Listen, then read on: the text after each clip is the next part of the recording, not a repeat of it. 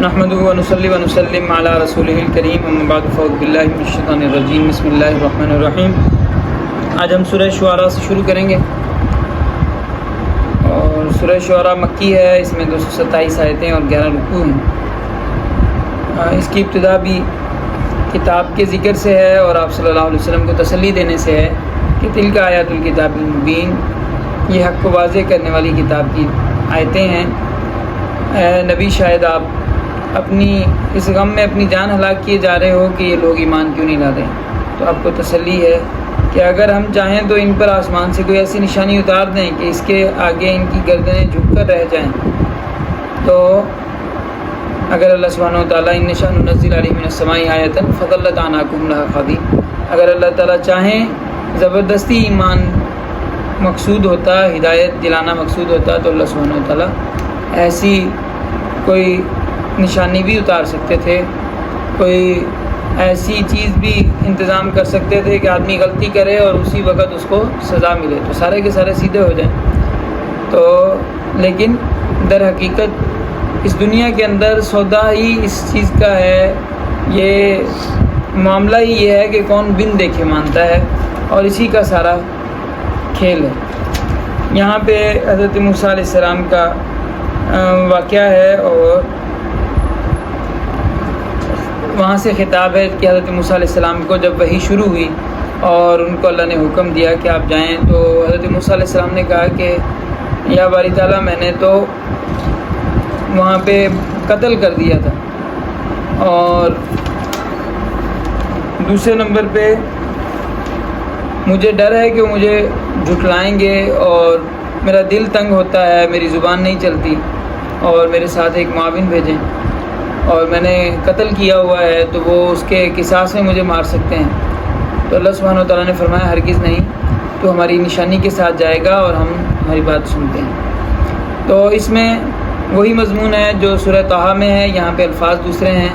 یہاں پہ یہ ارشاد ہے کہ انی اخاف ان یکذبون ویضیق صدری، مجھے ڈر ہے کہ وہ مجھے جھٹلائیں گے، میرا دل تنگ ہوتا ہے اور میری زبان نہیں چلتی۔ وہاں پہ الفاظ ہیں رب اشرح لی صدری، یا اللہ میری زبان کھول دے، ویسر لی، رب اشرح لی صدری، میرا سینہ کھول دے، ویسر لی امری واحلل عقدۃ من لسانی، میرا معاملہ آسان کر دے اور میری زبان کی گرہ کھول دے۔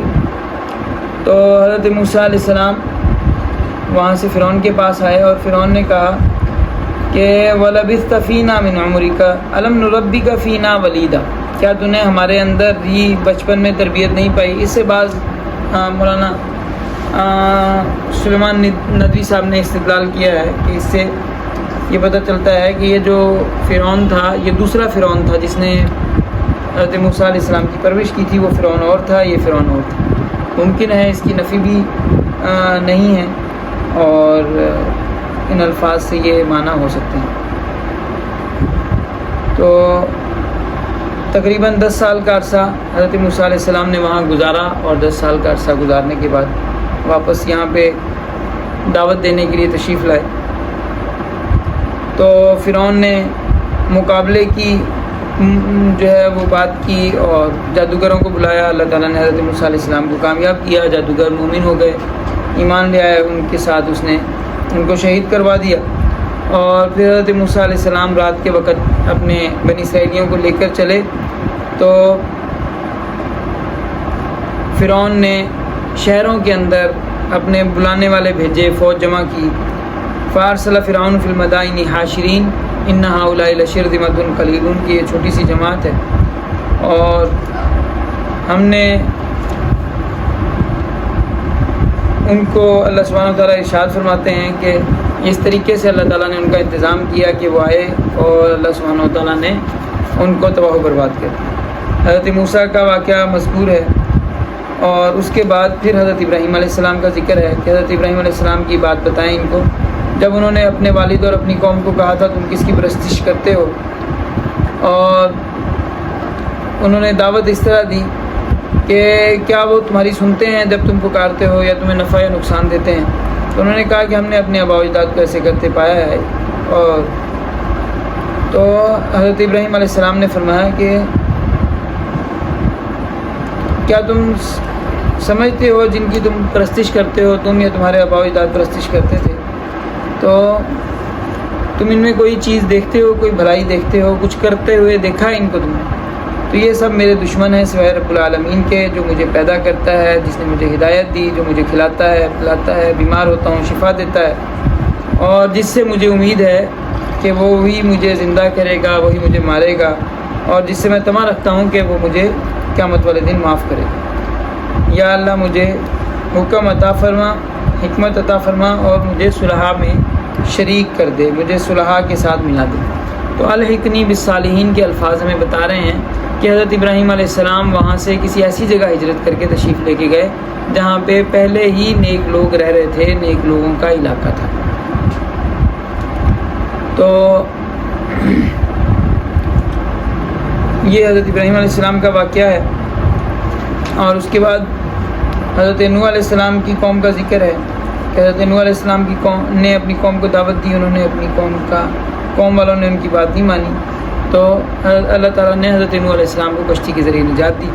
اس کے بعد قوم عاد کا ذکر ہے کہ حضرت ہود علیہ السلام نے ان کو دعوت دی اور انہوں نے ان کی بات کو نہیں مانا۔ حضرت ہود نے دعوت دی، قوم عاد نے ان کی بات نہیں مانی۔ یہاں پہ جو الفاظ ہیں وہ یہ ہیں کہ اتبنون بکل ریع آیۃ تعبثون، کیا تم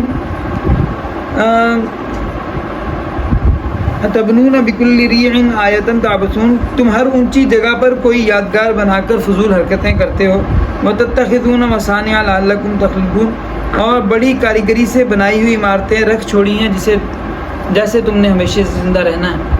بظاہر یہ حضرت ہود علیہ السلام قوم عاد کے بارے میں بتا رہے ہیں کہ انہوں نے کوئی بہت بڑے بڑے آرکیٹیکچر بنائے تھے اور ایسے فضول قسم کے عمارتیں تھیں، اور لیکن ان عمارتوں کے اندر یعنی ان کا کوئی خاص کام نہیں تھا، لیکن وہ اس کے اندر وہ اپنی جو صلاحیتیں ہیں، تعمیری صلاحیتیں وہ دکھانا چاہتے تھے، اور وہ بہت بڑی عمارتیں ہوتی تھیں۔ اب یہ ان باتوں سے پتہ چلتا ہے بظاہر کہ وہ کوئی بہت بڑی عمارت ہوگی۔ اب قوم عاد جو ہے جن کا قد 90 فٹ قد ہے، تو ظاہری بات ہے کہ انہوں نے جو آرکیٹیکٹ جو انہوں نے قائم کی ہوں گی، جو عمارتیں ہوں گی، بہت بڑی بڑی عمارتیں قائم کی ہوں گی۔ تو یہاں سے اگر اس میں غور کیا جائے تو یہاں سے یہ عقدہ حل ہو جاتا ہے کہ اہرام مصر جو ہے وہ کس نے تعمیر کی۔ ممکنہ طور پہ ہو سکتا ہے کہ قوم عاد وہاں جا کے رہنے لگی ہو اور وہاں پہ ان کی کوئی خاص تکنیکی باتیں ایسی ہوں گی جس کی وجہ سے اہرام مصر کا مصر میں بنانا یعنی یمن میں بنانا ممکن نہیں ہوگا، تو جس کی وجہ سے انہوں نے اپنی ان صلاحیتوں کے اظہار کے لیے وہ مصر کے اندر گئے اور انہوں نے یہ عمارتیں تعمیر کی۔ تو اس کے بعد ان کی سزا سے پہلے ذکر ہے کہ ہم نے حضرت ہود علیہ السلام کو وہاں سے نجات دے دی، اور وہ لوگ حضرت ہود علیہ السلام وہاں پہ چلے گئے تھے، اور قوم عاد جو تھی جہاں پہ ان پہ عذاب آیا وہ کھلی جگہ میں تھی، اور ان کو جو ہے وہ ایسے صحرا کے اندر پڑے ہوئے تھے جیسا کہ بڑے بڑے تنے کٹے ہوئے پڑے ہوتے ہیں، کھجور کے تنے جیسے کٹے پڑے ہوتے ہیں۔ تو اس سے ممکنہ طور پہ یہ صورتحال لگتی ہے، ہو سکتا ہے کہ حضرت ہود علیہ السلام قوم عاد کی تباہی کے وقت وہاں سے یمن میں تشریف لے آئے ہوں اور قوم عاد کی تباہی وہیں مصر کے اندر ہوئی ہو، یہ ہو سکتا ہے، اور بعد میں جو حضرت ہود علیہ السلام کی اولاد میں سے کچھ لوگ وہاں پہ جا کے بسے ہوں اور وہی بعد میں فرائنہ کہلائے ہوں، کیونکہ آج بھی جو دنیا کے اندر سب سے جو جسمانی طور پہ جن کا ڈھانچہ لمبا قسم کا ہے وہ عربوں کے علاوہ یہ ایک تو ہمارے عمان کے لوگ، اس طرف کے لوگ جو ہیں یہ جو ہے وہ لمبے جسمانی ساخت کے مالک ہیں، دوسرے یعنی مجموعی طور پہ، ورنہ کوئی تو کہیں پہ بھی ہو جاتا ہے، لیکن عمومی طور پہ جو ہیں، اور دوسرے نمبر پہ جو پھر مصر کے جو لوگ ہیں وہ اس طرح کی جسمانی لحاظ سے اس طرح کے ہیں، اور وہاں کے رہنے والوں کا بعد میں جو ہے جو لقب ہے وہ فرعون پڑ گیا ہوگا۔ تو یہ حضرت ہود علیہ السلام کی جو قوم کا جو دور ہے وہ تقریباً 3000 قبل مسیح کا دور ہے، تو یہ ممکنہ طور پہ ہو سکتا ہے کہ یہی دور ہے کہ جس میں اہرام مصر تعمیر کیے گئے ہیں، اور ممکنہ طور پہ ہو سکتا ہے کہ یہ جو اصل جو تھے جو جنہوں نے اہرام مصر بنائے تھے وہ فرعونیوں نے نہیں بنائے. فرعونی بعد میں ان کی جو اولاد وہاں پہ جو رہی تو وہ جو ہے وہ فرعونی کہلائے.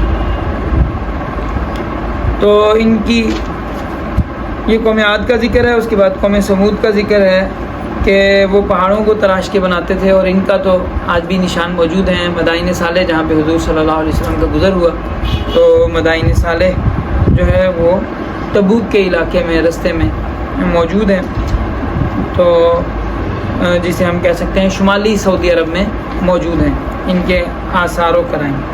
اور اس کے بعد قوم لوط کا ذکر ہے کہ ان کے اندر فطری طور پہ مسخ ہو گئے تھے، اور فطرت مسخ ہو گئی تھی، اور درست طریقے کی بجائے یہ غلط طریقے کو اختیار کرتے تھے. تو کتاب مقدس سے جو میرا اندازہ ہے وہ یہ ہے کہ یہ موئنجو دڑو کی جو سویلائزیشن ہے، یہ قوم لوط کی ممکنہ طور پہ سویلائزیشن تھی، جن کے بارے میں جو آثار و قرائن ملتے ہیں یہ ہونی چاہیے. اس کی بہت ساری وجوہات ہیں، کچھ اس کے اوپر جو ہے کچھ حوالے ڈھونڈنے کی ضرورت بھی ہے. اور پھر قوم لوط کے ذکر کے بعد قوم شعیب کا ذکر ہے. عمومی طور پہ ایسے ہے کہ قوم لوط کے ذکر کے بعد قوم شعیب کا ذکر ہے. تو جو اہل ان کی کتاب سے جو میں نے اندازہ لگایا ہے وہ یہ ہے کہ قوم لوط، حضرت لوط علیہ السلام جب یہاں سے تشریف لے گئے تھے، ان کی جو بیٹیاں تھیں وہ یہاں پہ سندھ کے جو شہزادی تھے ان کی بیویاں تھیں. تو اور خود حضرت لوط علیہ السلام کی جو بیوی تھی وہ بظاہر یہاں کی سندھ کی شہزادی تھی. تو یعنی ان کے جو سالے تھے وہ یہاں پہ بادشاہ تھے، اور ان کے بیٹے بھی اسی لحاظ سے سندھ کے شہزادے ہوئے. اور اس کے بعد یہاں سندھ کی جو سلطنت ہے، اور اسی طرح جو عمان کے علاقے کی جو سلطنت ہے، یہ حضرت لوط علیہ السلام کی اولاد کے پاس رہی. حضرت لوط علیہ السلام کی اولاد جا کے حضرموت کے علاقے میں آباد ہوئی، اور حضرت لوط علیہ السلام کی جو اولاد تھی وہی مدیانی کہلائے، اور وہی انہی کے اندر بعد میں حضرت شعیب علیہ السلام بطور نبی آئے. تو بظاہر یہ حضرت لوط علیہ السلام کے بعد حضرت شعیب علیہ السلام کا جو ذکر ہے یہ اس طرف وہ ہے. اس میں اصحاب الایکہ کا لفظ ہے، جنگل والے کہا گیا ہے. اور اس میں ان کی قوم والوں کا جو دعویٰ ہے یہ انہوں نے کہا تھا کہ فاسقط علینا کسفم من السماء، کہ ہم پر گرا آسمان کا ٹکڑا. تو اللہ سبحانہ و تعالیٰ نے ان کے اوپر جو ہے وہ آسمان کا بادل بھیج ہی دیا، جو ان کے اوپر جا کے آگ برسائی جس کا تفصیلی ذکر سورہ احقاف کے اندر ہے. وَاذْكُرْ أَخَا عَادٍ، کیونکہ ان کو عاد ثانیہ کہا جاتا ہے. عادن الاولیٰ وہ ہیں جو حضرت ہود کی قوم ہے، اور عاد ثانیہ جو ہیں وہ حضرت شعیب علیہ السلام کی قوم ہے. اور اہل کتاب مقدس کی تفصیلات کے مطابق اللہ نے جو عاد ثانیہ تھے ان کو حضرت شعیب علیہ السلام کے دور میں ان کو تباہ ختم کر دیا، وہ نسل ختم ہو گئی تھی. تو حضرت شعیب علیہ السلام کی قوم تک اس وقت تک لمبے لمبے قد والے لوگ موجود تھے. تھوڑے بہت جو بچے ہوں گے وہ کیونکہ یہ حضرت موسیٰ علیہ السلام کے وہی مقابل لوگ ہیں، اور یہی وہ قوم جبارین ہے کہ جن کے بارے میں حضرت موسیٰ علیہ السلام کے وہ دیکھ کے آئے تھے. انہوں نے کہا تھا اتنے لمبے لمبے قد کے ہیں تو ہم ان کے ساتھ ہم نہیں لڑتے، جا کے موسیٰ تو جا کے لڑ. تو یہ بظاہر یہ وہی انہی کے کچھ لوگ تھے جو وہاں پہ بھی رہ رہے تھے. تو بظاہر یہ مسقط کا نام مسقط بھی اسی وجہ سے پڑا کیونکہ یہ ان لوگوں نے یہ کہا تھا فاسقط علینا کسفم من السماء، ہم پہ گرا تو مسقط گر گیا. اسی لیے جو وہاں پہ حقف سائٹ ہے، حقف سائٹس آج بھی وہاں پہ موجود ہیں عمان کے علاقے کے اندر. اور خاص طور پہ جو جیولوجی پڑھنے والے ہیں اس میں بھی خاص طور پہ پیٹرولیم وغیرہ کے جو اسٹوڈنٹس ہیں یورپ سے، میں نے ایک کوئی پڑھا تھا کہ وہ لوگ وہاں پہ ان کو جو زمین کی اندرونی ساخت دکھانے کے لیے کہ زمین کے 3 درجے ہوتے ہیں، ایک اوپر کا ہوتا ہے جیسے انڈا ہوتا ہے، انڈے کی طرح زمین کو مثال دیتے ہیں، ایک کرسٹ ہے، اس کے بعد ماگما ہے، اس طرح یعنی 3 اس کے لیول ہیں. تو جو درمیانی پرت ہے زمین کی جو لاوے کی طرح یعنی لاوے کی طرح ہے اور وہ سوکھ کے یعنی پتھر کی میں تبدیل ہو جاتی ہے، قیمتی دھات بن جاتی ہے وہ. تو یہ اس کے نمونے وہاں پہ حقف سائٹس آپ نیٹ کے اوپر سرچ کر سکتے ہیں، اس میں موجود ہے. تو بظاہر وہ لوگ ابھی بھی جو یہ جیولوجی پڑھنے والے ہوتے ہیں ان کو اس علاقے کا وزٹ کرواتے ہیں. جو مہنگی یونیورسٹیوں والے ہیں وہ باقاعدہ ٹور، اپنے اسٹڈی ٹور وہاں پہ لے کے جاتے ہیں ان کو زمین کی اندرونی وہ دکھانے کے لیے. تو بہرحال یہ فاسکت علینا قسم من السماء ممکن ہے کہ مسکت کا نام مسکت اس لفظ کی وجہ سے پڑا ہو. اور فکذبوا فاخذهم عذاب یوم الذلہ، ان کو بادل کے دن کے عذاب نے پکڑ لیا تھا. اس کے بعد قرآن کریم کے بارے میں قرآن کریم کا تعارف ہے. وَإِنَّهُ لَتَنزِيلُ رَبِّ الْعَالَمِينَ، یہ رب العالمین کی اتاری ہوئی کتاب ہے. نزل بِهِ الروح الامین، روح الامین اسے لے کے آئے. عَلَىٰ قَلْبِكَ، آپ کے دل پہ اتاری ہے. لِتَكُونَ مِنَ الْمُنذِرِينَ، تاکہ آپ ڈرانے والے بنیں. بِلِسَانٍ عَرَبِيٍّ مُبِينٍ، عربی مبین کے اندر اتاری گئی ہے. وَإِنَّهُ لَفِي زُبُرِ الْأَوَّلِينَ، یہ پہلے صحیفوں میں بھی یہ پیغام موجود تھا. اولم یکن لہم آیۃ یعلمہ علماء بنی اسرائیل، کہ کیا اس میں بھلا کیا ان لوگوں کے لیے یہ دلیل نہیں کہ بنی اسرائیل کے علماء ان واقعات سے واقف ہیں. تو یہ اس بات کی دلیل ہے. یہ آپ صلی اللہ علیہ وسلم پڑھے نہیں ہیں، کبھی کسی استاد کے پاس نہیں گئے جس نے جو ہے یتیم ہے کہ نہ کردہ قرآن درست، کتب خانہ ہفت ملت بشست، وہ یتیم جس نے کبھی پڑھنا نہیں سیکھا کسی سے، 7 ملتوں کی جو لکھے ہوئے تھے سارے، اس کو جو ہے ان کی اصلاح کر دی اور ان کو درست کر دیا انہوں نے. تو اس میں شعراء کے اس کا ذکر ہے. آپ صلی اللہ علیہ وسلم کو جو پہلی دفعہ جو اس کا حکم دیا گیا کہ اپنے قریبی رشتہ داروں کو ڈرائیے، وہ بھی آئی تھی سورۃ مبارکہ کے آخر میں ہے. وانذر عشیرتک الاقربین واخفض جناحک لمن اتبعک من المؤمنین، اور آپ صلی اللہ علیہ وسلم کو فرمایا گیا کہ اپنے متبع مومنین کے لیے اپنی کندھوں کو جھکا لیجیے. یہ لفظ وہ ہے جو بیٹے کے لیے آیا ہے کہ بیٹے کو اپنے والد کے سامنے کیا کرنا چاہیے، وَخْفِضْ لَهُمَا جَنَاحَ الذُّلِّ مِنَ الرَّحْمَةِ. تو آپ صلی اللہ علیہ وسلم کو بھی ایمان والوں کے لیے اس طرح جو ہے رحم دلی کا معاملہ کرنے کا حکم تھا. اور اسی طرح اس میں شعراء کا ذکر ہے کہ بہت سارے لوگ قرآن سن کے کئی دفعہ کہہ دیتے کہ یہ شعر ہیں. تو شعر میں اور قرآن میں بڑا فرق ہے. ایک جگہ پہ قرآن میں سورہ حاقہ کے اندر وہ واقعہ ہے، کوئی صاحب قرآن سن رہے تھے، انہوں نے کہا کہ یہ تو الحاقہ ملحاقہ وما ادراک ملحاقہ کذبت ثمود وعاد بالقاریہ فاما ثمود فاہلکوا بالطاغیہ. تو ہم وزن سارے. تو اس نے کہا کہ یہ تو شاعر ہے بھئی، یہ تو شعر کی طرح کیسے ہم وزن کہہ رہا ہے. تو قرآن کی آیت حضور نے پڑھ دی، وما هو بقول شاعر قلیلا ما تؤمنون، شاعر کی بات نہیں ہے، تھوڑا ایمان لاتے. تو اس نے کہا یہ تو جادوگر ہے، اس کو تو میں نے جو بولا اسے پتہ بھی چل گیا. تو آگے آ گیا ولا بقول کاہن، جادوگر کی بات بھی نہیں ہے، قلیلا ما تذکرون، بہت تھوڑا سمجھتے ہو. تو اس نے کہا پھر ہے کیا، تنزیل من رب العالمین، رب العالمین کی طرف سے اتارا ہو. تو یہاں پہ قرآن کریم میں اللہ تعالیٰ ارشاد فرما رہے ہیں کہ شعر میں اور قرآن میں بڑا فرق ہے. یہاں کہ شعراء کیا ہوتے ہیں، شعراء یتبعہم الغاوون، شعراء کی پیروی کرنے والے جو گمراہ ہوتے ہیں. الم تر انہم فی کل وادی یہیمون، وہ تو ہر جگہ گھوم رہے ہیں. شاعر تو زمین و آسمان کی کلابیں ملا دیتے ہیں، وہ تو جناب بادلوں کے اوپر چل لیتے ہیں اور جو ہے وہ پھول کے جو ہے اس کا وہ عرق نکال کے اس سے وضو کر لیتے ہیں، سمجھ بات کی نہیں. اور جو ہے وہ پھولوں کی جو ہے وہ پنکھڑیوں کے اندر آرام کروا دیتے ہیں، سمجھ بات کی نہیں. تو وہ تو جو کچھ بھی کر دیتے ہیں، لیکن اور جو ان کے پیچھے چلتا ہے شاعری کے پیچھے، تو وہ بھی سیدھے رستے پہ نہیں رہتا. سارا دن شاعری کے پیچھے نہیں پڑنا چاہیے. کوئی شاعری کوئی ہوگی ٹھیک ہے، ان کی بڑی بات اللہ نے یہ بتائی، وَأَنَّهُمْ يَقُولُونَ مَا لَا يَفْعَلُونَ، وہ کہتے ہیں جو کرتے نہیں ہیں. لیکن قرآن جو بتاتا ہے وہ ساری حقیقی باتیں بتاتا ہے، اس میں کوئی خیالی باتیں نہیں ہیں. جو کچھ ہے حقیقت بتاتا ہے، ایک ایک لفظ حقیقت ہے. اور امام شافعی رحمۃ اللہ علیہ نے بڑے شاعر تھے، اور ان کا شعر ایسے وہ شعر کہتے تھے. تو کسی نے ان کو کہا کہ ان کا ایک شعر ہے، لولا الشعر بالعلماء یزری لکنت اليوم اشعر من لبیدی، کہ اگر میں شعر علماء کے لیے، شعر کہنا علماء کے لیے جو ہے عیب نہ ہوتا تو میں آج لبید سے بڑا شاعر ہوتا. تو لیکن اس کے باوجود جو دیوان شافعی ہے اشعار ہیں کہ بندہ جو ہے پڑھ کے جھوم جاتا ہے. تو بہرحال جو اچھے ایمان والے جو لوگ ہیں اور اچھے اشعار پڑھنے والے ہیں ان کی مدح بھی ہے. حضرت حسان بن ثابت رضی اللہ تعالیٰ عنہ اشعار فرمایا کرتے تھے, اور ماشاءاللہ آج بھی جو ہے لوگ شعر پڑھتے ہیں. گیلانی صاحب کے سلمان گیلانی صاحب ہیں, ہمارے نادر بھائی ہیں, ان کے ماشاءاللہ اشعار جو ہر زبان کے اندر دیندار شعراء ماشاءاللہ جو حضور کی شان بیان کرتے ہیں, صحابہ کی شان بیان کرتے ہیں, اور تو ماشاءاللہ اللہ تعالیٰ جس کو یہ کمال دے.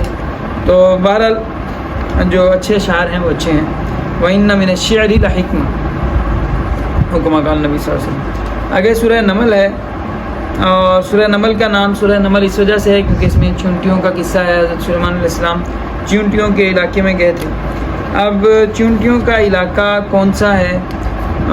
اگر ہم سعودی عرب کی بات کریں تو سعودی عرب میں مختلف علاقوں کے اندر بہت زیادہ اقسام کی چونٹیاں پائی جاتی ہیں, اور مختلف قسم کی چونٹیاں ہیں. تو مکہ کے قریب کے علاقوں میں بھی چونٹیوں کے بڑی تعداد میں پائی جاتی ہیں. اس کے علاوہ یمن کے علاقے میں بھی ہیں.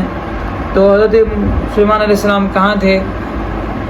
مکہ کے ارد گرد تھے کہیں پہ, یا قطر کے علاقے, یہاں پہ اس علاقے کے اندر بھی چونٹیوں کی 3-4 قسمیں جو ہے وہ پائی جاتی ہیں. تو وادی نملہ کون سی جگہ ہے اس بارے میں اگر جو ہے وہ سرچ کی جائے اور تحقیقی طور پہ کام کیا جائے تو یہ بھی تلاش کی جانا ناممکن نہیں ہے, ممکن ہے. تو چونٹیوں کی کچھ خاص خصوصیات ہوتی ہیں, خاص علاقوں میں رہتی ہیں, گرم موسم کے اندر رہتی ہیں, اور گرم ہو, رطوبت ہو, جس علاقے میں جدہ کا علاقہ جیسے, تو اس طرح کے علاقے جو ہیں ان میں پائی جاتی ہیں. اور سعودی عرب میں خاص طور پہ چونٹیوں کی بہت ساری اقسام ہیں جو کہ پائی جاتی ہیں. تو یہ کون سا علاقہ ہے اس کے بارے میں بہرحال وہ ہو سکتی ہے بات. اور اس میں بھی ابتدا جو ہے حضرت موسیٰ علیہ السلام کے واقعے سے ہے. تو حضرت موسیٰ علیہ السلام کا واقعہ اور بار بار یہ جو ہے ان کی وحی کے واقعات کو بیان کرنا, یہ ان کو رہنمائی ہے ان کے لیے, خاص طور پہ اہل کتاب کے لیے, کہ وہ علاقہ کون سا ہے. کیونکہ قبلہ کے علاقے میں ان کا جھگڑا ہے, اور قبلہ کا علاقہ کون سا تھا.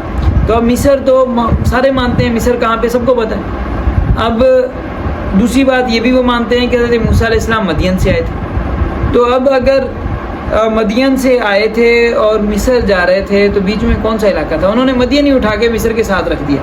انہوں نے کہا ہے کہ مصر جو ہے, مدین جو ہے یہ جو اردن کا علاقہ ہے, اردن کے علاقے کے بالکل کنارے پہ, یہاں پہ مدین مانا ہے, ٹھیک ہے. اور اگر یہ مدین ہے, ٹھیک ہے, تو اب مثلاً اب یہ مدین کئی وجہوں سے نہیں ہو سکتا. اس کی مثلاً پہلی جیسے بھی آگے آ رہا ہے سورہ قصص کے اندر بھی آ جائے گا, اس کے اوپر پھر وہاں پہ بات کریں. تو جب مدین سے جا رہے ہیں بندہ, مدین اگر آپ جو ہے وہ مدین کی ساری باتیں جو آپ ان کو طے کریں گے, انہوں نے ساری جو تحریف کی ہے, انہوں نے تحریف کیا کی ہے کہ اب انہوں نے حضرت کہانی شروع ہوتی ہے حضرت لوط علیہ السلام سے. یعنی حضرت لوط علیہ السلام جہاں پہ آ کے رکے تھے, جس جگہ پہ جب وہ اپنی جب قوم تباہ ہوئی, علاقہ تباہ ہو گیا, تو علاقہ تباہ ہونے کے بعد جس جگہ پہ آ کے رکے تھے وہیں پہ ان کی اولاد رہی, ان کی اولاد مدین کہلائی. اتنی بات ان کی کتاب سے ہی وہ بات مانتے چلو مدین. اب وہ کہتے ہیں کہ جو حضرت لوط علیہ السلام کا علاقہ ہے وہ ہے ڈیڈ سی کا علاقہ.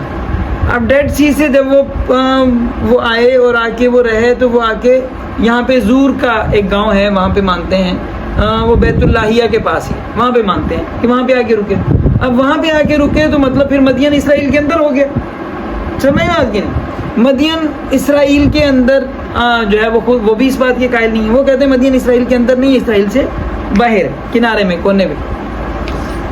تو اب اس کے برعکس اگر یہ یہاں سے جہاں سے جیسے دشت لوط بھی ہے, یہ علاقہ ہے, یہاں سے وہ گئے ہیں اور عمان کے علاقے میں جا کے رہے ہیں, تو یہاں پہ یہ مدین جو ہے یہ مائن اس علاقے میں آج بھی جو جیولوجیکل صحیح وہ سرچ نہیں ہونے دے رہے, جو ہے حقف سائٹس موجود ہیں جہاں پہ مثلا حضرت شعیب علیہ السلام کی قوم کے اوپر جو عذاب آیا ہے وہ حقف سائٹس کہلاتی ہیں, اور وہ اپنی جگہ پہ متعین ہیں, پائی گئی ہیں, وہ عمان کے علاقے میں. تو اگر عمان کے علاقے میں, تو مطلب قوم شعیب کہاں پہ آباد تھی؟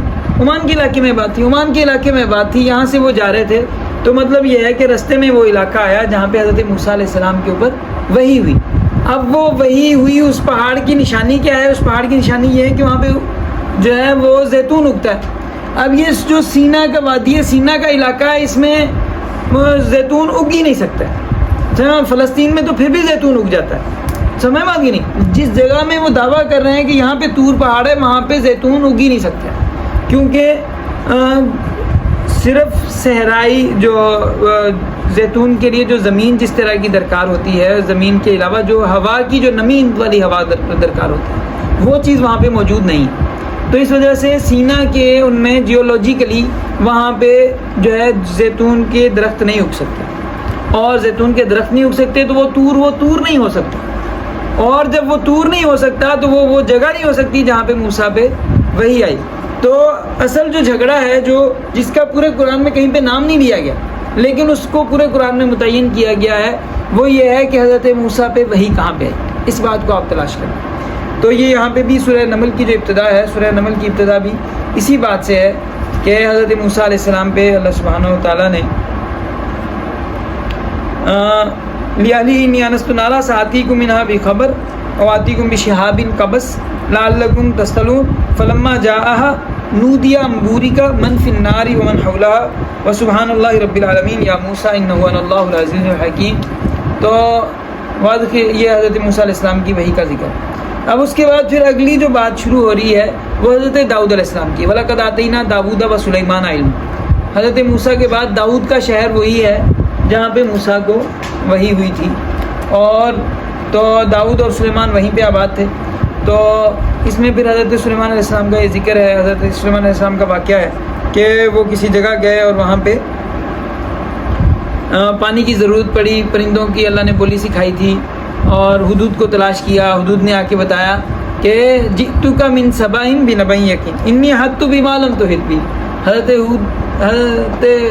جو ہے اللہ تعالیٰ قرآن میں الفاظ ایسے انداز میں بتا رہے ہیں کہ حدود نے آگے کہا موسیٰ حضرت سلیمان کو، نبی کو، کہ انی احطت بما لم تحط بہ. مجھے وہ پتہ چل گیا ہے جو سلیمان تجھے پتہ نہیں چلا. ٹھیک ہے. اور وجئتک من سبأ بنبأ یقین، میں سبا سے تیرے پاس یقین کی خبر لے کے آیا.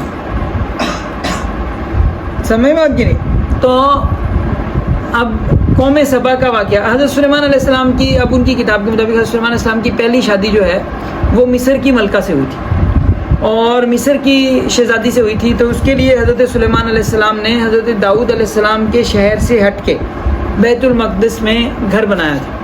اب ان کے ہاں تو وہ تو سارا کچھ وہیں ملا دیتے ہیں کہ وہی بیت المقدس ہے، وہیں پہ ایک طرف کونا جو ہے وہ داؤد کا شہر تھا، دوسری طرف کا کونا جو ہے وہ سلیمان نے بنایا، وہاں پہ وہ بنایا.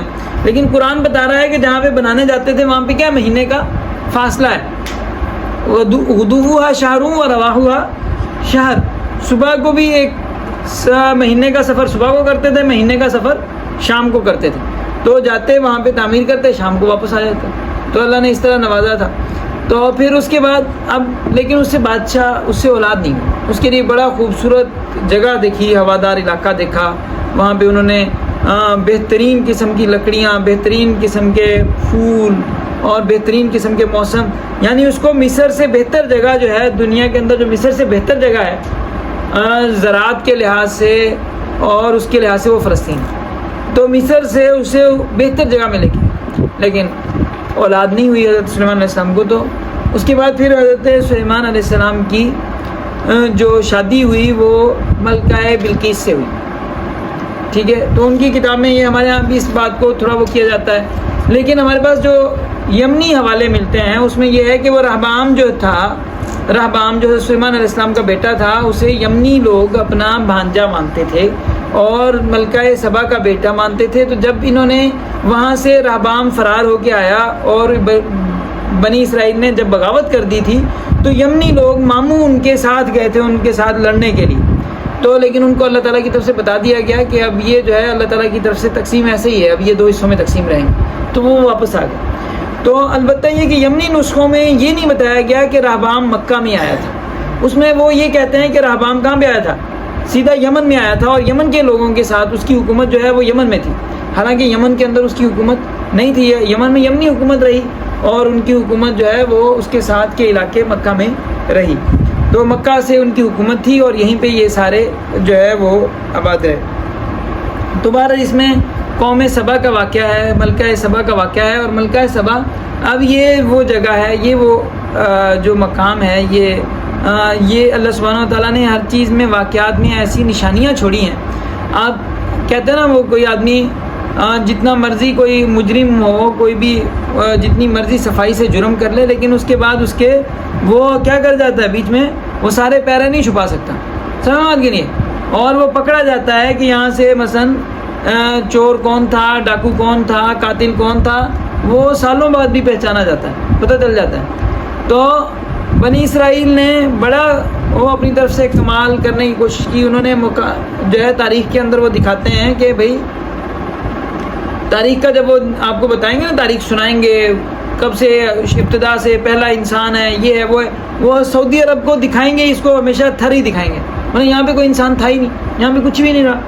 یہاں جو بھی انسان تھے نا، یہیں پہ ادھر ادھر بس رہے تھے، شام میں بس رہے تھے، عراق میں بس رہے تھے، اور مصر میں بس رہے تھے، افریقہ میں بس رہے تھے. سعودی عرب میں کوئی نہیں تھا، کبھی آئے نہیں، کوئی تھا ہی نہیں، سمجھ بات کی نہیں. لیکن جو ہے جب آپ آثار و قرائن قرآن کی ایک بات قرآن بتاتا ہے، اسے قرآن کہتا ہے جاؤ جج کر کے جاؤ، تم اسے جاؤ جا کے اپنی ان سے اپنے جو تمہارے پاس علم موجود ہے اس کے ذریعے آپ جائیں، ڈھونڈ کے آئیں کہاں ملتا ہے آپ کو. زیتون اگتا تھا، کہاں اگتا تھا، مر تھا کہاں پہ تھا، مر کی جو ہے وہ بلسان تھا کہاں پہ تھا، کہاں پہ یہ چیزیں اگتی تھی. دیکھو کہانی کہاں کی ہے، تم جہاں مرضی کہانی لے جاؤ، لیکن وہ جو اندر کی جو نشانی ہے، انٹرنل ایویڈنس، وہ تو اپنی جگہ پہ چمک رہے ہیں، جگمگا رہے ہیں، بتا رہے ہیں کہ کہانی کہاں کی ہے، قصہ کہاں کا. تو بہرحال اس میں حضرت سلیمان علیہ السلام کو انہوں نے جو ہے ایک علم والے نے جو ہے دعا مانگی اور وہ تخت وہاں پہ آ گیا. اب یہ تخت جو ہے نا، تخت بڑا اہم تخت ہے. تخت جو ملکہ بلقیس کا تخت ہے، جو سبا کا تخت ہے، یہ تخت کتاب مقدس کے اندر سبا سے پہلے بھی موجود ہے. یعنی یہ تخت ایسا ہے جو کہ جس کے بارے میں جو ہمیں یمنی نسخے بتاتے ہیں کہ حضرت ہود علیہ السلام نے بنوایا تھا. حضرت ہود علیہ السلام کی بیٹھنے کی کوئی پھٹی ٹائپ چیز تھی. حضرت ہود علیہ السلام اللہ نے لمبا کر دیا تھا، ان کی کوئی پھٹی ہوگی، نہیں. تو بعض والوں کے لیے وہ یعنی ہمارے کمروں سے بڑا وہ کیا ہے، تخت تھا. نہیں. حضرت سلیمان حضرت ہود علیہ السلام کی جو ہے کوئی پھٹی سی تھی، انہوں نے وہ اپنے لیے بنایا تھا بیٹھنے کے لیے، اور اسے ممبر کہا گیا ہے کہ حضرت ہود کا ممبر تھا. تو بعد میں حضرت موسیٰ علیہ السلام جب آئے ہیں تو اس وقت بھی ان کی اس علاقے کے بادشاہ کے ساتھ جب لڑائی ہوئی تو اس کے تخت کا انہوں نے ذکر کیا ہے. تورات کے اندر اس تخت کا ذکر ہے کہ اتنا لمبا ہے، اتنا چوڑا ہے. کوئی ایسی چیز ہے، یعنی ایسی مارکۃ الارا چیز ہے کہ جس کو جو ہے بتائے بغیر رہتا نہیں ہے بندہ. اس کو حضرت موسیٰ علیہ السلام کے اس میں ذکر ہوا ہے، اس کے بعد ذکر ہوتا جاتا ہے، پھر وہ تخت جا کے نکلتا ہے کس کے پاس، ملکہ سبا کے پاس. تو وہ جو تخت ہے نا، وہ تخت آج بھی کہیں نہ کہیں ہوگا، سمجھ بات کی نہیں، کہیں نہ کہیں ہوگا وہ تخت. لیکن یہ کہ وہ تخت کہاں پہ ہے یہ بھی ایک تلاش کرنے کی چیز ہے. تو اس تخت کے اندر جو ہے وہ بہت ساری نشانیاں اس تخت کے اندر موجود ہیں. تو اس کا یہاں پہ اللہ تعالیٰ نے ذکر فرمایا ہے کہ حضرت سلیمان علیہ السلام نے یا ان کے کسی وزیر نے دعا مانگی اور اللہ تعالیٰ نے وہ تخت وہاں سے اٹھا کے، اتنا بڑا تخت تھا کہ اسے جو ہے وہ اٹھانا ہی کام نہیں تھا، اور وہ جناب وہاں سے ملکہ سبا کے اس سے دربار سے چلا. اور حضرت سلیمان علیہ السلام کا تخت دربار کہاں لگا ہوا تھا، مکہ میں لگا تھا، یا انہوں نے اپنا پایا تخت بیت المقدس کو بنا دیا تھا جب بیت المقدس میں اپنی اس کی اہلیہ کا انتظام کیا تھا. تو البتہ یہ ہے کہ یمنی نسخوں کے مطابق یہ ہمیں پتہ چلتا ہے کہ حضرت سلیمان علیہ السلام نے شادی کی تھی ملکہ بلقیس سے، لیکن بلقیس جو ہے وہ رہتی یہیں پہ تھی، یمن کے اندر ہی رہتی تھی. اور حضرت سلیمان علیہ السلام مہینے کے بعد ان کے پاس آتے تھے، ایک ہفتہ رہ کے جاتے تھے. یہ یمنی جو اشعار کے اندر وہ انہوں نے تاریخ لکھی ہے، تو جو اشعار کی اس کی وجہ سے وہ ہے، تو اس میں یہ بات مکتوب ہے. تو بہرحال اس کے بعد پھر قوموں کے ان کی نافرمانیوں کا ذکر ہے، اور اس کے بعد سورہ 20ویں پارے کی ابتدا کے اندر اللہ سبحانہ و تعالیٰ ارشاد فرما رہے ہیں کہ ایک دابۃ الارض کا ذکر ہے کہ قیامت کے قریب اللہ تعالیٰ ایک دابۃ الارض نکالیں گے۔ وَإِذَا وَقَعَ الْقَوْلُ عَلَيْهِمْ، جب بات طے ہو جائے گی، أَخْرَجْنَا لَهُمْ دَابَّةً مِّنَ الْأَرْضِ، زمین سے ایک دابہ نکلے گا، تُكَلِّمُهُمْ، جو ان سے بات کرے، ایک جانور ہوگا زمین سے نکلے گا اور وہ ان سے بات کرے گا اور وہ کہے گا کہ ان الناس کانوا بآیاتنا لا یوقنون، لوگ جو ہے ہماری آیتوں پر یقین نہیں رکھتے۔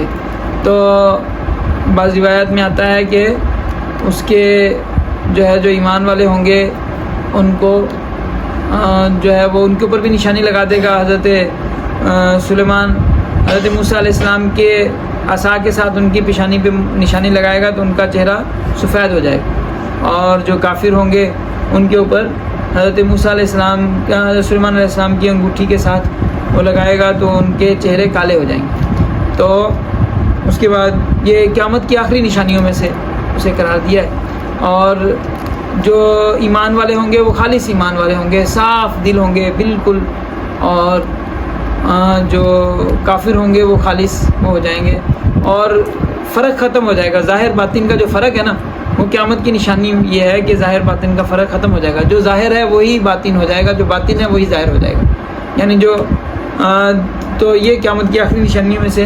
لیکن یہ ہمارا جو آج کا دور ہے، یہ نیٹ کا جو دور ہے، اور جو اس نے بھی آپ جتنا مرضی چھپ کے جو مرضی دیکھیں، آپ جو مرضی چھپ کے چلائیں، لیکن جو ہے آپ کی آپ ہر چیز آپ کی سامنے ہے، سمجھ میں آتی نہیں، آپ نے کیا دیکھا ہے، کیا جو ہے وہ کس وقت دیکھا ہے، کیا ہے آپ کے دل کی سوچ، کیا ہے آپ کے دماغ کی لائن کیا ہے، تو یہ آج کے دور میں بھی پتہ چل رہا ہے، سمجھ میں آتی نہیں۔ لیکن وہ تو بالکل ہی جو ہے وہ ہر ایک کی جو وہ کیا کہتے ہیں براؤزنگ ہسٹری ہے نا، سر پہ ہی لکھی ہوگی، پھر وہ تو ایسا دور آ جائے، سمجھ میں بات کی۔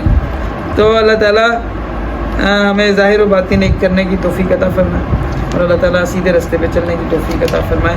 قیامت کی آخری نشانیوں کا ذکر ہے، وَتَرَى الْجِبَالَ تَحْسَبُهَا جَامِدَةً وَهِيَ تَمُرُّ مَرَّ السَّحَابِ، دکھنے میں جامد نظر آئیں گے اور بادلوں کی طرح وہ چل رہے ہوں گے۔ دوسری جگہ جس کو تکون الجبال کالعہن المنفوش ارشاد فرمایا گیا کہ وہ کیا ہوں گے، دھنی ہوئی روئی کی طرح ہوں گے۔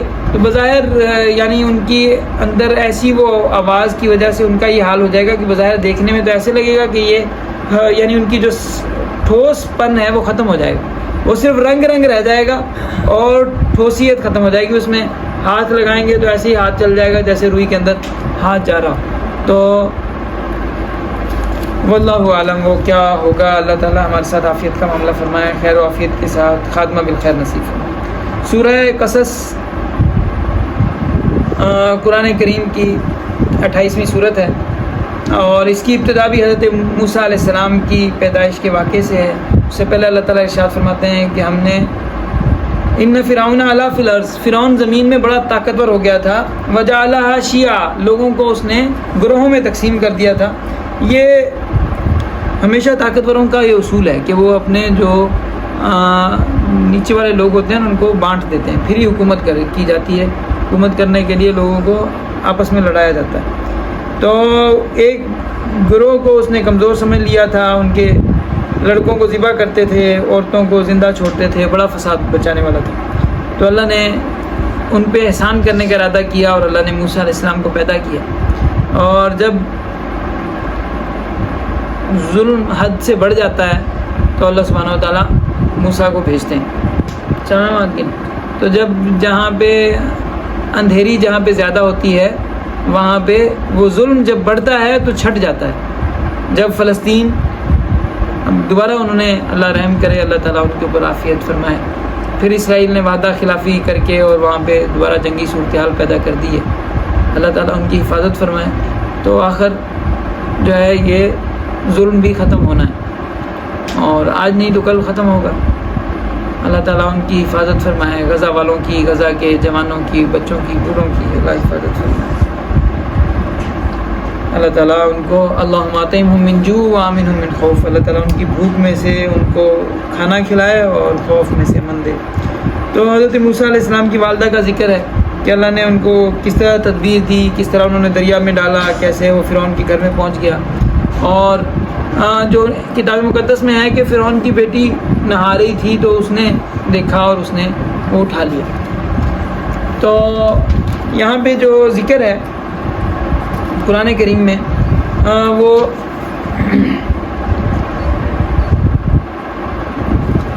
فَالْتَقَطَهُ آلُ فرعون ہے، آل فرعون نے اٹھا لیا۔ اور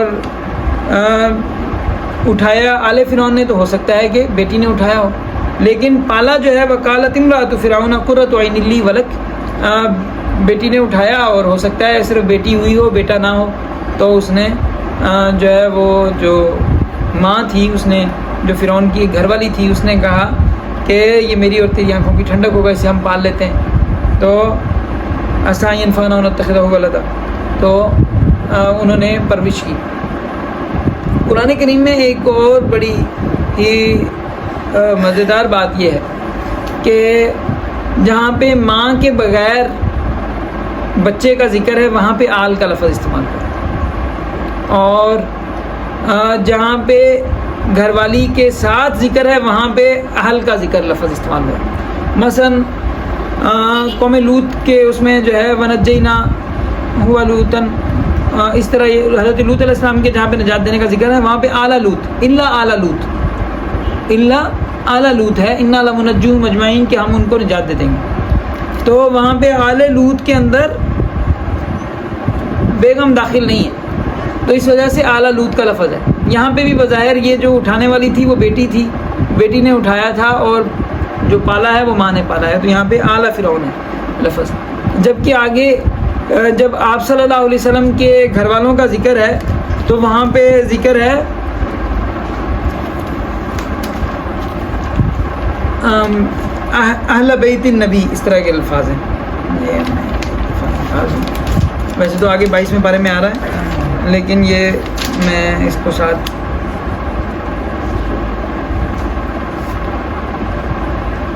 انما یرید اللہ لیذھب عنکم الرجس اہل البیت، کہ اللہ تعالیٰ اہل بیت میں سے رجس ہٹانا چاہتے ہیں۔ اب اہل بیت میں اگر یہاں پہ یہ اہل بیت کا لفظ یہ بتا رہا ہے کہ ایک تو بیوی بھی موجود ہے، بیوی کے ساتھ ہے، بیوی بھی داخل، بیوی پہلے داخل ہے، کیونکہ جہاں پہ بیوی موجود نہیں ہے وہاں پہ اہل بیت نہیں آل بیت، آل نبی کا استعمال ہے۔ اہل بیت کا لفظ جہاں پہ استعمال ہے تو وہاں پہ بیوی پہلے موجود ہے، اور اہل کہتے ہی بیوی کو، بات سمجھ نہیں آئی۔ اس میں آپ صلی اللہ علیہ وسلم نے حضرت اہل بیت کے اندر حضرت علی، حضرت حسن حسین کو داخل فرمایا ہے کہ یہ بھی اہل بیت ہیں، تو ورنہ اہل بیت سے سمجھ میں کیا آتی ہیں؟ بیویاں آتی ہیں، بات سمجھ نہیں آئی۔ اور جہاں پہ بیویوں کے بغیر نبی کے اولاد کا ذکر ہے تو وہاں پہ کسی کی بھی اولاد کا ذکر ہے، اور بیوی کے بغیر ذکر ہے تو وہاں پہ آل استعمال ہوا، اہل استعمال نہیں ہوا۔ تو اہل کا استعمال کہ انما یرید اللہ لیذھب عنکم الرجس اہل البیت، اہل بیت سے رجس دور کرنا چاہتے ہیں، تو یہ بتائی یہ رہا ہے کہ نبی کی بیویاں پہلے اس میں داخل ہیں اور جو بچے ہیں وہ بھی بالکل اس میں داخل ہیں۔ تو بہرحال یہ ہے، اس کی بات کر رہے تھے ہم۔ حضرت موسیٰ علیہ السلام کو انہوں نے فرعون کے گھر میں اللہ نے پالا، اور فرعون کے گھر میں پل رہا ہے اور دودھ ماں کا پی رہا ہے، اور اس دودھ پلانے پہ ماں کو پیسے بھی مل رہے ہیں۔ سمجھ میں آ گئی؟ اللہ انتظام کرتا ہے تو ایسا انتظام کرتا ہے کہ اپنی ہی چیز ہے اور اس کی حفاظت بھی ہو رہی ہے ہائی سیکیورٹی کے اندر، جس کا جو ہے وہ خطرہ ہے اس کے لیے ہائی سیکیورٹی کا بندوبست، اور کیا بھی کس نے؟ دشمن نے۔ اور نہ صرف یہ کہ حفاظت کا انتظام ہے بلکہ خوراک کا انتظام ہے، صرف بچے کی خوراک کا انتظام نہیں، بچے کی ماں کے بھی ساتھ جو ہے وہ روزگار چل گیا، ماں کو بھی سارے جو ہے مشقتوں سے آسانیاں مل گئیں، اس کو بھی کام کوئی نہیں، بس اس نے ابھی شہزادے کو پال رہی ہے تو کام بھی نہیں کرنا اس نے، سمجھ میں آتی نہیں ہے۔ تو یہ اللہ کی شان ہے، اللہ جب نقشے بناتے ہیں نا نقشہ کچھ ہوتا ہے، کرنے والا کچھ اور کرتا ہے. سمجھ بات کی نہیں ہے؟ کرنے والے کا پلان کوئی اور ہوتا ہے اور اللہ کا پلان کچھ اور ہوتا ہے. کرنے والا کچھ کرتا ہے، ہوتا کچھ ہے. سمجھ بات کی نہیں؟ نتیجہ کچھ اور نکلتا ہے. سمجھ بات کی نہیں ہے؟ تو نتیجے جو ہیں وہ سارے کے سارے کس کے ہاتھ میں؟ اللہ کے ہاتھ میں. تو یہ قرآن جو ہمیں سبق دیتا ہے وہ یہ ہے کہ تم نے کرنا کیا ہے؟ تم نے اللہ پہ بھروسہ کرنا ہے. باقی جو کرنا ہے وہ اللہ نے کرنا ہے. سمجھ میں؟ تم نے اللہ کے علاوہ کسی اور کی طرف نہیں دیکھنا. کسی اور سے امید نہیں لگانی، کسی اور کے اوپر جو ہے وہ نہیں کرنا کہ وہ کرے گا. جو کرے گا وہی کرے گا، اس کے علاوہ کوئی نہیں کرے گا. سمجھ میں؟ تو بہرحال ولما، اب یہ آیت ہے، یہ میں جو کہہ رہا تھا کہ ولما توجہ تلقاء مدین، کہ مدین کی طرف پہلے یہاں پہ فخرج منہا خائفہ، مصر سے تو نکلے خوف سے. فخرج منہا خائفا یترقب، ڈرتے ڈرتے نکلے. مصر سے نکل گئے لیکن مدین کی طرف منہ نہیں کیا. اگر مدین یہی ہے اردن والا، اگر مدین وہ ہے جسے یہ اردن میں کہہ رہے ہیں کہ یہ مدین ہے، تو مصر سے نکلے کب اور مدین کی طرف منہ کب کیا؟ سمجھ بات؟ سینا تو مدین کے مصر کے اندر ہے. انہوں نے اپنے نقشے کے اندر آدھا مصر جو ہے نا وہ اس کے اندر سینا، صحرائے سینا کے اندر بچھا کے دکھایا ہے، اگرچہ جیولوجیکلی ہو نہیں سکتا لیکن اس کے باوجود. تو اب اس میں مصر سے نکلے کب اور مدین کی طرف منہ کب کیا؟ یہ جو الفاظ ہیں یہ بتا رہے ہیں کہ بالکل کسی اس میں سے جو ایک کوئی سیٹنگ ہے، اس سیٹنگ میں سے باہر آئے ہیں اور اس سے آنے کے بعد بالکل جو منہ جو ہے وہ مدین کی طرف ہو گیا. اور دوسری بات یہ ہے کہ شعیب علیہ السلام جب واقعہ سنتے ہیں تو وہ بتاتے ہیں کہ ان کو سارا قصہ بتاتے ہیں. تو قصہ بتانے کے بعد وہ کہتے ہیں کہ لا تخف نجوت من القوم الظالمین، ظالموں سے تو پرے آ گیا، ظالم ابھی یہاں پہ نہیں آ سکتے. اور یہاں پہ یہ جو علاقہ، یہ جو اردن کا علاقہ جو کہہ رہے ہیں کہ یہ مدین ہے، اگر تو یہاں کا رہنے والا بندہ یہ نہیں کہہ سکتا کہ نجوت من القوم الظالمین، کیونکہ یہاں پہ صحرائے سینا کے اندر فرعون کا ایک محل موجود ہے کہ جس کے اندر وہ ایک عارضی محل ہے جو وہ جنگوں وغیرہ میں جانے کے لیے استعمال کرتا تھا. بظاہر وہ جنگوں کے لیے جاتا تھا تو وہاں پہ رستے میں قیام وہ اس میں صحرائے سینا میں اس میں کرتا تھا. تو جب یہ صحرائے سینا کے اندر یہ اتنا چھوٹا سا ایک ٹکڑا ہے اور اس کے اندر اس کا محل موجود ہے، باقاعدہ اس کے لشکر کا انتظام وغیرہ موجود ہے جہاں پہ وہ جنگ کے لیے جانے کے لیے. تو اب یہاں کے اس طرف کنارے پہ بیٹھا ہوا بندہ یہ نہیں کہہ سکتا کہ تو فرعون سے محفوظ ہو سکتا ہے، ہو گیا. البتہ یہاں پہ اگر پہنچ گئے ہیں وہ اور یہاں پہ عمان میں پہنچ گئے ہیں تو وہ بالکل کہے گا کہ نجوت من القوم الظالمین، اب یہاں پہ فرعون کا ابا بھی نہیں پہنچ سکتا. سمجھ بات کی نہیں ہے؟ تو یہاں تک آتے آتے فرعون کی نفری ساری رستے میں ہی ڈھیر ہو جائے گی، یہاں تک نہیں پہنچے گی. بات سمجھ نہیں؟ تو بہرحال یہ نشانیاں ہیں. تو اب یہاں پہ پہنچے، ورد ماء مدین، مدین کے پانی کو پہنچے. تو بظاہر یہ عمان کا علاقہ یہ اس طرف یہاں پہ ہی پہنچے ہوں گے اور یہاں پہ حضرت موسیٰ علیہ السلام آئے. تو یہاں پہ مدینہ کے اندر قوم مدین کے لوگ مدینہ کے اندر بھی موجود تھے، لیکن جو باقاعدہ مجموعی طور پہ جو قوم موجود تھی وہ جو ہے وہ عمان کے علاقے میں، اس علاقے کے اندر بظاہر موجود تھی. اور یہیں پہ ممکنہ طور پہ حضرت موسیٰ علیہ السلام تشریف لائے اور لانے کے بعد انہوں نے کہا کہ اريد ان انكح احدى ابنتي هاتين على ان تأجرني 8 حجج، میں تمہارے ساتھ نکاح کر دوں گا کہ تم اگر 8 سال کام کرو، اور اگر 10 سال پورے کر دیے تو یہ تمہاری طرف سے. تو 8 سال یہ درس نظامی ہو گیا اور 2 سال تخصص کے. سمجھ بات کی نہیں ہے؟ تو شادی ہو گئی اور اس کے بعد درس نظامی پڑھ رہے ہیں. سمجھ بات کی نہیں؟ تو شادی نکاح پہلے کر رہے ہیں نا، انی ان کی ہو کا نکاح میں تیرا کر رہا ہوں، ابھی کر رہا ہوں، نکاح نقد ہو گیا. اور مہر کیا ہے؟ یہ 8 سال خدمت کرنی ہے اور 10 سال پورا کر دے تو تیری مرضی.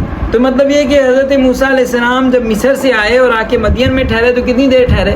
10 سال ٹھہرے، کیونکہ 8 سال بعد جا سکتے تھے، لیکن نبی جو ہوتے ہیں وہ اپنی بات کو اعلیٰ درجے پہ پورا کرتے ہیں. تو اس پہ بظاہر یہ پتہ چلتا ہے کہ حضرت موسیٰ علیہ السلام نے 10 سال پورے کیے ہوں گے. اب دوسرا جو ان کی کتاب سے جو پتہ چلتا ہے، اب یہاں پہ یہ ہمیں پتہ چل رہا ہے کہ قرآن کریم سے یہ پتہ چل رہا ہے کہ حضرت موسیٰ علیہ السلام کی اہلیہ جو ہے حاملہ تھیں. جب وہ جا رہے تھے تو ان کی اہلیہ کیا تھی؟ حاملہ تھیں، اور ان کے لیے وہ سردی کے انتظام کے لیے کوئی روشنی وغیرہ، آگ وغیرہ انتظام کرنا چاہ رہے تھے. اور کسی ویرانے کے اندر گزر رہے تھے. تو بہرحال اتنی بات ہمیں پتہ چلتی ہے. لیکن یہ کہ حضرت موسیٰ علیہ السلام کی اس سے پہلے اولاد تھی یا نہیں تھی, یہ پہلا بیٹا ہونا تھا یا دوسرا تھا. تو اگر ہم ان کی کتاب سے دیکھتے ہیں تو ان کی کتاب میں یہ کہتے ہیں کہ حضرت موسیٰ کے پہلے ایک بیٹا ہو چکا تھا اور یہ دوسرے بیٹے سے حاملہ تھی جس وقت وہ سفر میں جا رہے تھے. اور پھر جب ان کو وحی ہو گئی تو حضرت موسیٰ علیہ السلام بظاہر اپنی اہلیہ کو واپس گھر چھوڑ کے گئے اور پھر اس کے بعد آگے گئے. تو اس کا یہاں پہ ذکر نہیں ہے کہ حضرت اس کے بعد کیا ہوا. اس کے بعد کہ ان کی جو وہ ذمہ داری ہے اس کا ذکر ہے. تو یہ نہیں ہے کہ گھر والے کو کہاں چھوڑا, کیونکہ یہاں پہ اصل میں مین پوائنٹ کی بات ہے کہ یہ بات خود بخود ہی بندہ سمجھ سکتا ہے کہ اب ظاہری بات ہے کہ اپنی اہلیہ کو دشمن کے علاقے میں جا رہے ہیں, اتنے اہم کام کے لیے جا رہے ہیں, خطرات کے اس میں جا رہے ہیں, تو ظاہری بات ہے اہلیہ کو ساتھ نہیں لے کے گئے تو وہ انہیں چھوڑ گئے ہوں گے. تو بہرحال یہ واقعہ ہے. البتہ حضرت موسیٰ علیہ السلام جب واپس تشریف لائے, حضرت شعیب علیہ السلام ان کی اہلیہ کو لے کے گئے تھے. بظاہر حضرت شعیب علیہ السلام جب لے کے گئے تو ان کے گھر والوں نے حضرت موسیٰ علیہ السلام کی اہلیہ کو اور ان کے بچوں کو قبول کرنے سے انکار کر دیا تھا. تو جس کی وجہ سے حضرت شعیب علیہ السلام نے ان کو واپس لے گئے تھے, اپنے ساتھ لے گئے تھے. اور جو یریہو جو علاقہ جب فتح کیا, جو یشوع نے فتح کیا, تو اس میں ان کی کتاب میں لفظ آتا ہے کہ موسیٰ کا سالہ. تو لیکن حضرت موسیٰ علیہ السلام کا سالہ تو تھا ہی نہیں, کیونکہ حضرت موسیٰ علیہ السلام کی تو جو سالیاں تھیں ان کا بھائی نہیں تھا, اس وجہ سے تو بیچاری بکریاں لے کے جاتی تھی نا, خود پانی پلانے جاتی تھی. سالہ ہوتا تو کیا پلانے, ان کو کیا ضرورت تھی. تو اس کا مطلب خود ان کے مفسرین یہ کہتے ہیں کہ سالے سے مراد یہ ہے کہ اصل میں سالہ کہہ دیا گیا ہے, بظاہر وہ حضرت موسیٰ کے بیٹے کی بات ہے کہ حضرت موسیٰ علیہ السلام کا جو بیٹا ہے اس کے بارے میں حباب کہا گیا ہے. بظاہر وہ جو ہے یریہو میں رہ رہا تھا. تو اس سے مطلب یہ پتہ چلتا ہے کہ بظاہر حضرت شعیب علیہ السلام نے اپنی جو بیٹی ہے اور ان کے جو بچے تھے ان کو یریہو میں انہوں نے قیام کروایا تھا کہ یہ بنی اسرائیل نے آخر گھوم پھر کے آنا تو یہیں پہ, تو جب آئیں گے تو یہاں پہ ملاقات ہوگی. لیکن حضرت موسیٰ علیہ السلام کا انتقال پہلے ہو گیا اور وہ ان سے جو ہے مسلسل والد کی شفقت میں نہیں رہ سکے, اور بعد میں بھی بنی اسرائیل کی تاریخ میں ان کا ذکر نہیں کیا جاتا, حضرت موسیٰ علیہ السلام کے جو بچے تھے.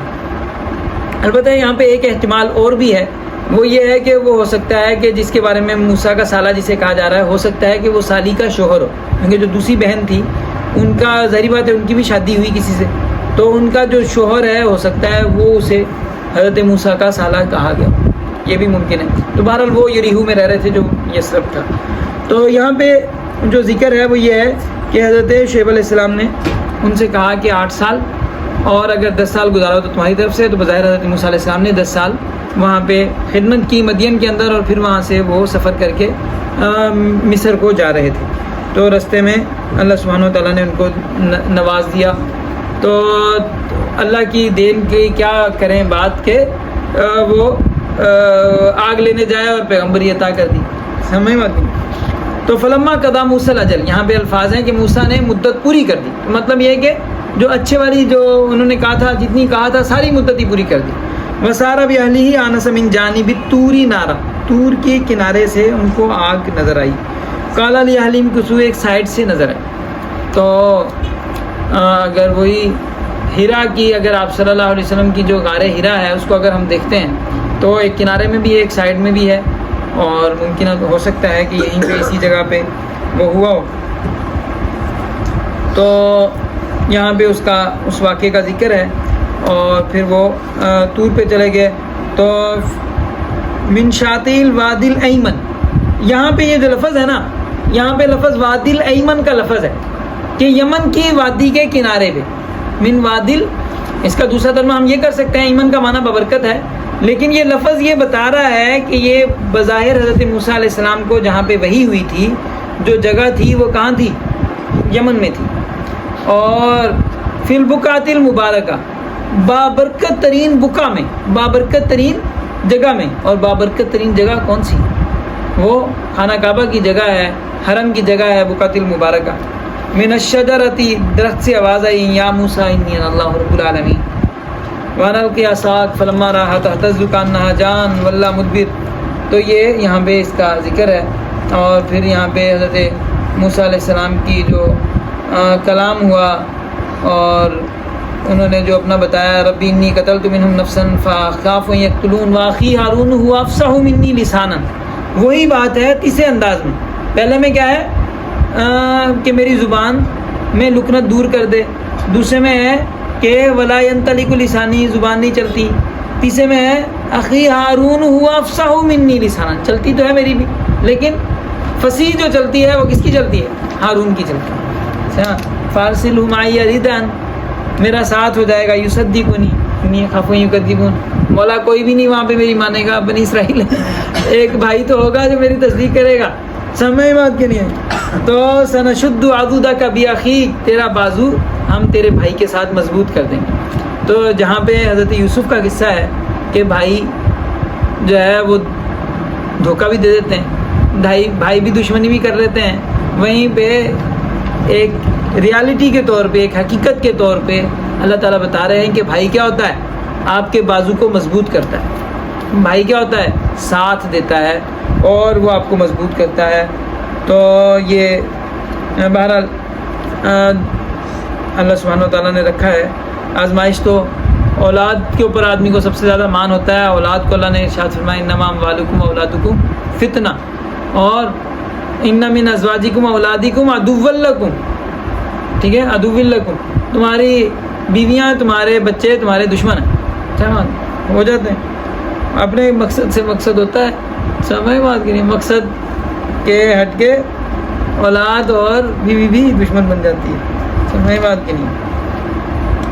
تو بہرحال یہاں پہ حضرت موسیٰ علیہ السلام کا واقعہ بڑی تفصیل کے ساتھ ذکر ہے کہ فلما جاءہم موسیٰ بآیاتنا بینات، یہ ان کا موسیٰ علیہ السلام چلے گئے، فرعون کے ساتھ مقابلہ ہوا، واستکبر ہوا وجنودہ فی الارض بغیر الحق وظنوا انہم الینا لا یرجعون، تو فاخذناہ وجنودہ، فرعون کو پکڑنے کا ذکر ہے۔ اس کے بعد پھر ہے وَلَقَدْ آتَيْنَا مُوسَى الْكِتَابَ مِن بَعْدِ مَا أَهْلَكْنَا الْقُرُونَ الْأُولَىٰ بَصَائِرَ لِلنَّاسِ وَلَقَدْ آتَيْنَا مُوسَى الْكِتَابَ مِن بَعْدِ مَا أَهْلَكْنَا الْقُرُونَ الْأُولَىٰ، پہلی جو قومیں تھیں ان کو ہلاک کرنے کے بعد ہم نے موسیٰ کو کتاب دی، سمجھ بات کی نہیں۔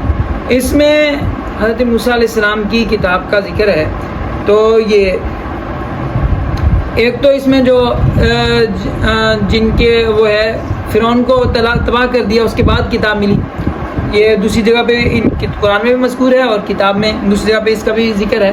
ان کی کتاب میں مذکور ہے کہ جب وہاں سے نکل کے آئے تو اس کے بعد کتاب ملی تھی، ٹھیک ہے، تو کتاب جو ہے ملی ان کو فرعون کے ہلاک ہونے کے بعد۔ اور اب اس کے بعد الفاظ ہیں وما كنت بجانب الغربی اذ قضینا الی موسیٰ الامر وما كنت من الشاہدین، وما كنت بجانب الغربی، آپ مغربی جانب میں نہیں تھے جب ہم نے موسیٰ کو احکامات سپرد کیے۔ وہ جو پہاڑ ہے اس کی جو جانب ہے وہ کون سی جانب ہے؟ وہ پہاڑ کی مغربی جانب ہے، جس میں موسیٰ کو کیا ملا؟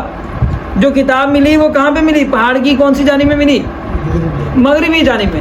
جو پہاڑ کی مغربی جانب ہے وہ خانہ کعبہ کے مشرقی جانب ہے، اور وہی جو ہیرا ہے، ہیرا کے اس سے ہمارے مولوی صاحب وہ کیا ہے، وہاں سے غار ہیرا سے خانہ کعبہ کی تصویر نظر آتی ہے، وہاں سے حضور غار ہیرا سے جا کے وہ کرتے تھے، وہاں سے ساتھ خانہ کعبہ نظر آتا ہے، سمجھ بات کی نہیں، تو وہاں پہ عبادت کرتے تھے، ساتھ خانہ کعبہ دیکھتے تھے، سمجھ بات کی نہیں۔ تو غار پہاڑ جو ہے پورا پہاڑ ہے، لیکن پہاڑ کی مغربی جانب جو ہے حضرت موسیٰ کو جو وحی ہوئی کس طرف ہوئی؟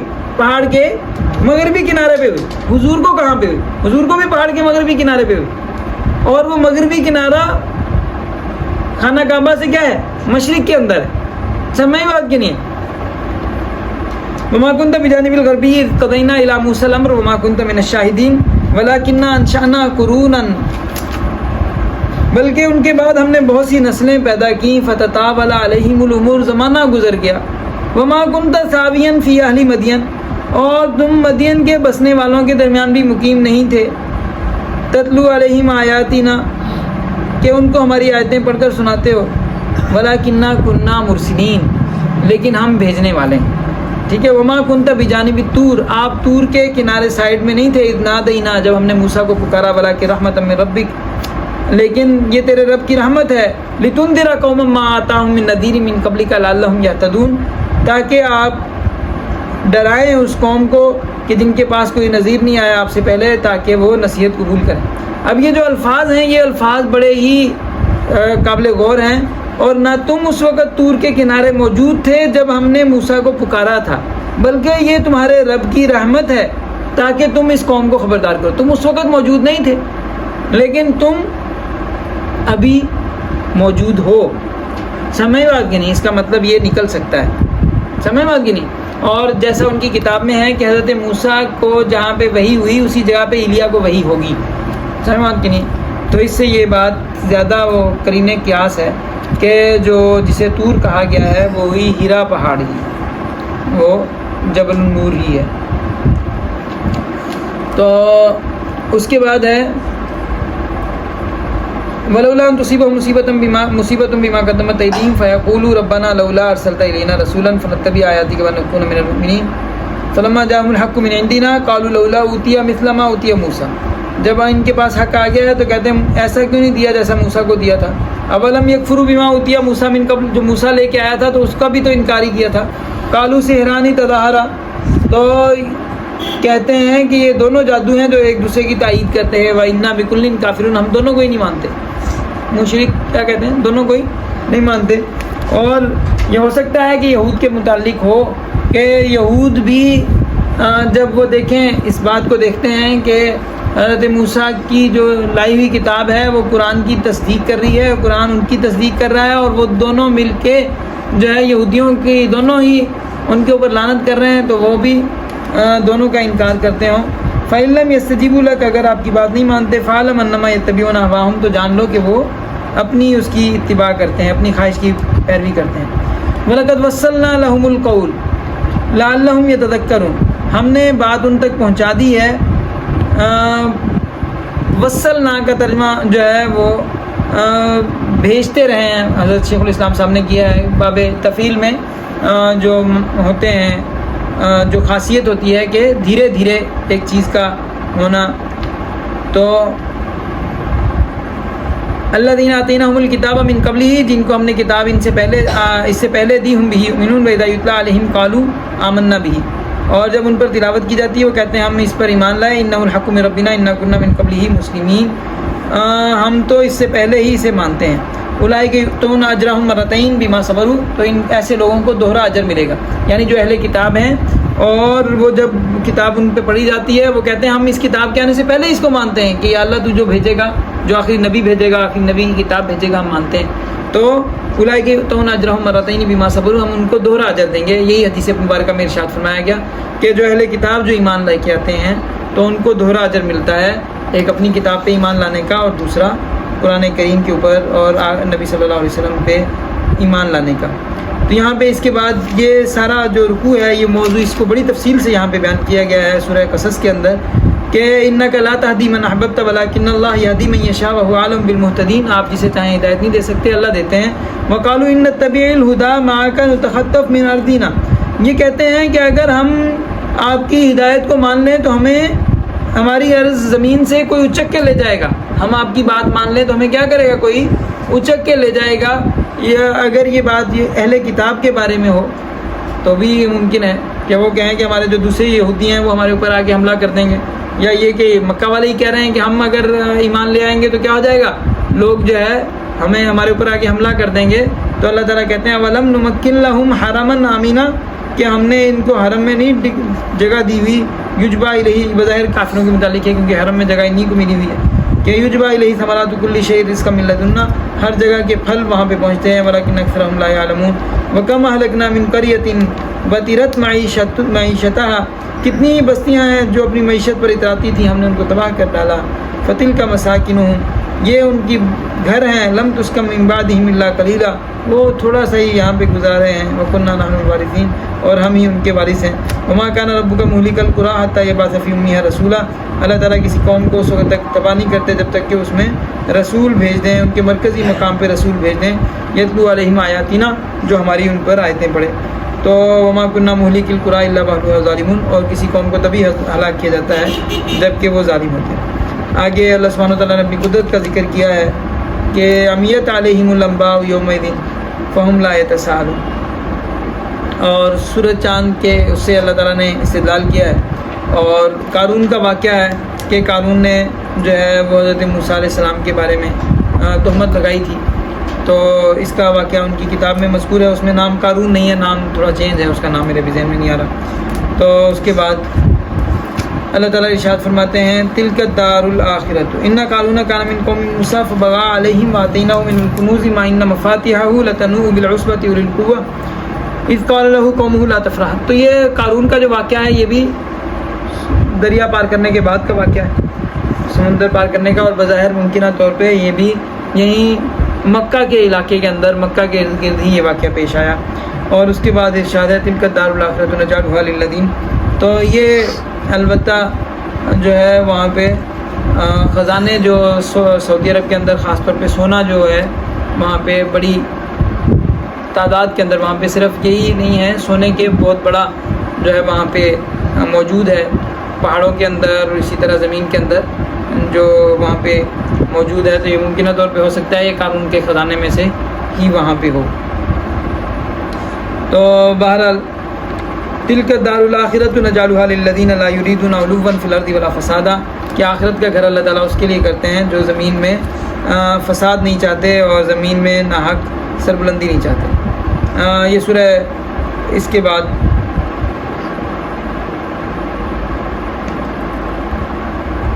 اس میں یہ ہے کہ ہم آپ کو دوبارہ آپ کو واپس اس کی طرف لے کے آئیں گے. لرادک الی معاد ان الذی فرض علیک القرآن, جس نے قرآن آپ پر آپ کی ذمہ داری لگائی ہے, لرادک الی معاد, تو وہ آپ کو اس جگہ پہ, اس جگہ کی طرف لٹائے گا.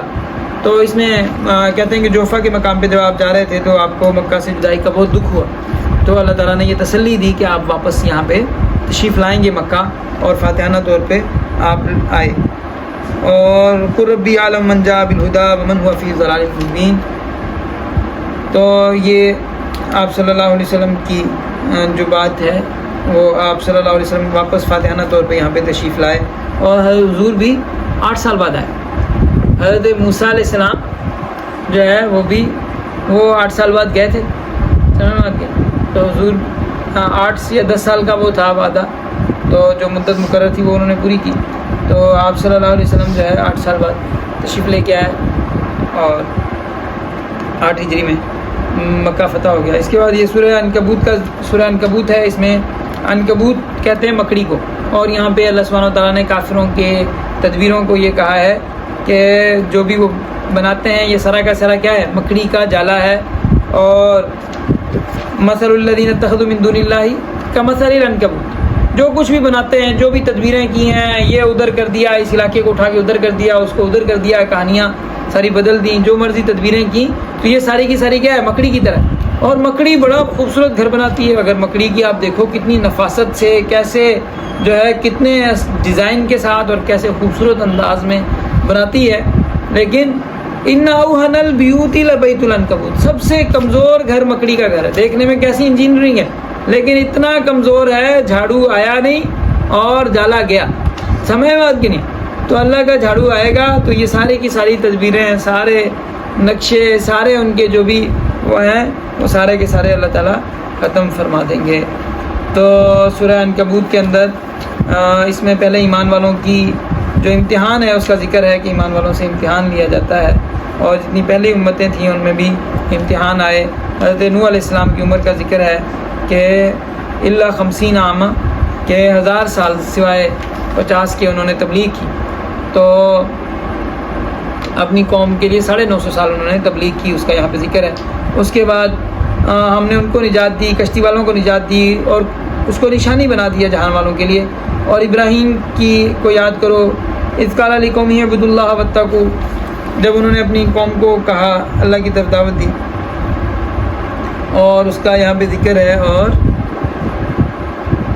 ان کی قوم نے کہا, ان کو جلانے کی تدبیر بنائی. تو حضرت ابراہیم علیہ السلام نے کہا انی مہاجرون الی ربی, میں کس کی طرف ہجرت کر کے جا رہا ہوں, اپنے رب کی طرف ہجرت کر کے جا رہا ہوں. تو پتہ چلتا ہے کہ حضرت ابراہیم جہاں پہ ہجرت کر کے گئے تھے وہ جگہ رب کے نام کے ساتھ معروف تھی, مشہور تھی, تو وہاں پہ وہ تشریف لے کے گئے تھے. اور اس کے بعد حضرت لوط علیہ السلام کا ذکر ہے کہ حضرت لوط علیہ السلام ان کے ساتھ ہی تھے, پھر وہاں سے وہ دوسری قوم کی طرف اللہ نے بھیجا, اور قوم لوط جو ہے وہ الٹے کام کرتے تھے. بظاہر یہ یہاں پہ جو منو شاستر ہے، جو ہندو مذہب کے لیے جو بنیادی طور پہ جو شریعت تھی وہ حضرت لوط علیہ السلام کی تھی، اور ان کی شریعت کے اندر ناچ گانا باقاعدہ ان کی شریعت کا حصہ ہے ہندوؤں کا۔ یہ ممکنہ طور پہ ہو سکتا ہے اسی وجہ سے ان کے لیے، کیونکہ ان کی جو ہے وہ طبیعت مسخ ہو گئی تھی اور عورتوں کی طرف مائل نہیں ہوتے تھے، اس وجہ سے ان کو باقاعدہ یہ ڈانس وغیرہ باقاعدہ سکھایا گیا کہ خواتین اپنے شوہروں کو جو ہے وہ متوجہ کرنے کے لیے یہ طریقہ، ان کو صبح شام کے راگ ہیں، اور صبح شام جو ہے انہوں نے وہ ورزش کرتی ہیں شوہر کو اپنی جگہ پہ متوجہ کرنا۔ اب وہ شوہر کی بجائے ہر ایک کوئی متوجہ کرنے لگ جائے تو یہ تو ظاہری بات ہے، غلط بات ہے، تو یہ خود ان کے جو مذہبی وہ ہے اس کے خلاف ہے۔ تو بنیادی طور پہ یہ چیزیں بظاہر ہو سکتا ہے کہ ان کی طبیعت کے مسخ ہونے کی وجہ سے ان کو یہ چیزیں دی گئی تھیں۔ تو بہرحال اس کے بعد ان کے ہاں جو کتاب کے اندر یہ مذکور ہے کہ یہ لوگ ہنوم کا ان کو کہا گیا ہے کہ بعد میں انہوں نے جو ہے وہ اپنے بچوں کی بلی دینے لگ گئے تھے، بچوں کو ذبح کرتے تھے، تو اللہ اور گندگی کے اندر رہتے تھے، تو اللہ تعالیٰ نے ان کو ایسے کاموں کا حکم نہیں دیا تھا جو کام یہ کرنے لگ گئے تھے۔ تو بہرحال اس کے بعد یہ جو اس صورت کے آخر میں بھی اسی بات کا ذکر ہے، اولم یروا انا جعلنا حرما آمنا، کیا یہ جانتے نہیں ہیں، دیکھتے نہیں ہیں کہ ہم نے حرم کو امن کی جگہ بنایا، ویتخطف الناس من حولہم، اس کے ارد گرد سے لوگ اٹھا لیے جاتے ہیں، افبالباطل یؤمنون وبنعمت اللہ یکفرون، کیا باطل پر ایمان لاتے ہیں اور اللہ کی نعمت سے انکار کرتے ہیں۔ اس سے بڑا ظالم کون ہو سکتا ہے جو اللہ پر جھوٹ باندھے یا کہے کہ میرے پاس یہ حق بات کو جھٹلائے جب اس کے پاس آ جائے۔ کیا اللہ نے جہنم میں کافروں کے لیے ٹھکانہ نہیں بنایا؟ والذین جاہدوا فینا لنہدینہم سبلنا، جو ہمارے اس میں محنت کوشش کرتے ہیں تو ہم ان کے لیے رستے کھول دیتے ہیں۔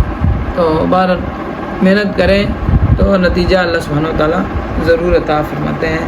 وَإِنَّ اللَّهَ لَمَعَ الْمُحْسِنِينَ، اللہ احسان کرنے والوں کے ساتھ ہے۔ اللہ تعالیٰ ہمیں احسان کرنے والا بنائے، محسنین میں اللہ تعالیٰ ہمیں داخل فرمائے اور اپنی رحمتیں ہمارے ساتھ شریک حال کرے۔ وآخر دعوانا الحمدللہ۔